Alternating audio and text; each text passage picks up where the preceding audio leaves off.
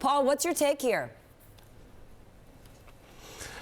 You nailed it. I mean, this is the issue, right? It's this fundamental tension between privacy and law enforcement. In the limit of privacy, we can't enforce the law. In the limit of law enforcement, you can't enforce privacy. But I think, so Apple made the arguments it made, but honestly, I thought the arguments it made were fairly weak. I mean, it's heavily reliant on a 1994 law called the Communication and Systems for Law Enforcement Act, CALEA, which was really not very much revised since then. A law that didn't anticipate the rise of things like iPhones, for specifically, devices where you could store so much information. And so by relying on it, what they're implicitly saying is that you can kind of create this zone of almost extra legality built around iPhones because they were anticipated, I can hide anything I want there. And from a law enforcement standpoint, and probably from a broader societal standpoint, that's just not acceptable. So, I think in the end, Apple's going to be forced to give way, and these arguments aren't going to matter very much. Yeah, Paul, it strikes me, having read the pleading, that an awful lot of it was, this is going to be really, really hard. It's going to take a lot of people and time. And from a company of Apple's size and resources, I wonder if the judge is really going to be that sympathetic.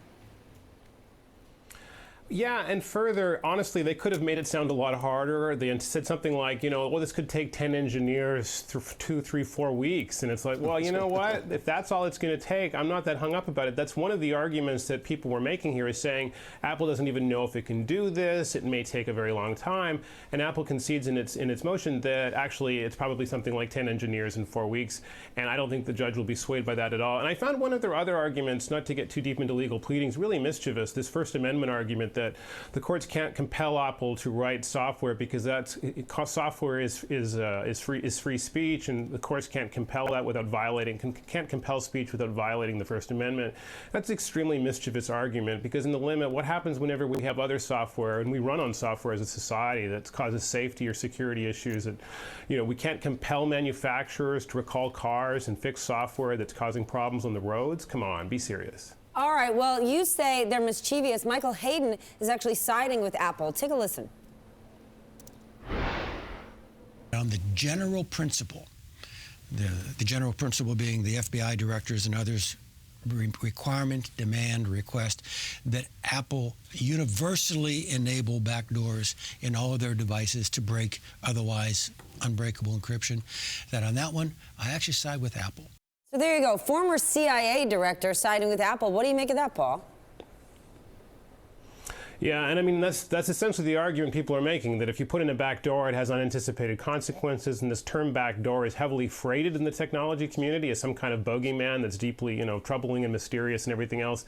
And I think that's the mistake, is to introduce that term of backdoor. We're not talking specific, some kind of backdoor that's almost like a feature, along with pinch screen, type pinch and zoom, you get a backdoor on an Apple iPhone as a new release in the next version of the software. This isn't what we're talking about.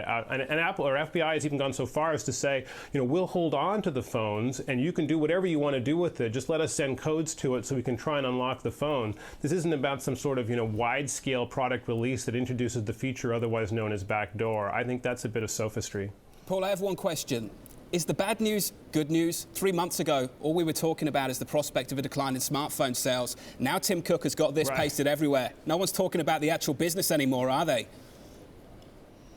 No, they're not, and actually that's a really great point. This is a really, in a sense, in the long run, is a sideshow, and it just reflects the incredible importance of smartphones and these sorts of peripheral devices like this, and has no bearing in the long run on the business, because this is an issue all manufacturers face. It's not unique to Apple. So, Paul, this is very quick and unfair.